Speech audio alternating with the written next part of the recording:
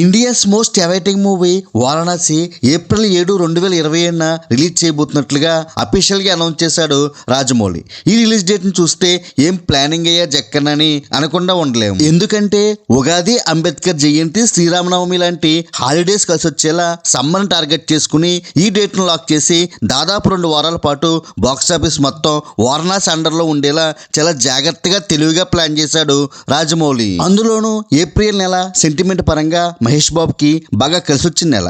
ఈ నెలలో రిలీజ్ అయిన మహేష్ సినిమాలన్నీ బాక్సాఫీస్ దగ్గర రికార్డ్స్ క్రియేట్ చేశాయి. యువరాజు, పోకిరి, భరత్ అనే లాంటి మహేష్ సూపర్ హిట్ సినిమాలన్నీ ఈ నెలలో రిలీజ్ అయినవే. అదే విధంగా రాజమౌళి బాహుబలి 2 కూడా ఏప్రిల్లోనే రిలీజ్ అయ్యి ఎన్ని సంచలనాలు క్రియేట్ చేసిందో అందరికీ తెలిసిందే. ఇలా స్ట్రాటజీ పరంగాను, సెంటిమెంట్ పరంగాను అనుకూలంగా ఉన్న ఏప్రిల్ నెలను సెలెక్ట్ చేసుకోవడం నిజంగా రాజమౌళి విజన్ కి హ్యాట్స్ ఆఫ్ చెప్పాల్సిందే. అంతేకాకుండా ఎట్టి పరిస్థితుల్లోనూ 2027 ఏప్రిల్ 7 సినిమాని రిలీజ్ చేయాలనే పట్టుదలతో ఉన్న రాజమౌళి వారణాసి తర్వాత షెడ్యూల్ను అంటార్కిటికాలో ప్లాన్ చేయబోతున్నాడు. ఇదే నిజమైతే అంటార్కిటికాలో షూటింగ్ జరుపుకోబోతున్న తొలి ఇండియన్ సినిమాగా ఈ సినిమా రికార్డ్ క్రియేట్ చేయబోతుంది. ఇలా నిర్మాణంలోనే ఎన్నో రికార్డ్స్ క్రియేట్ చేస్తున్న వారణాసి రిలీజ్ అయ్యాక ఇంకెన్ని రికార్డ్స్ క్రియేట్ చేస్తుందో చూద్దాం.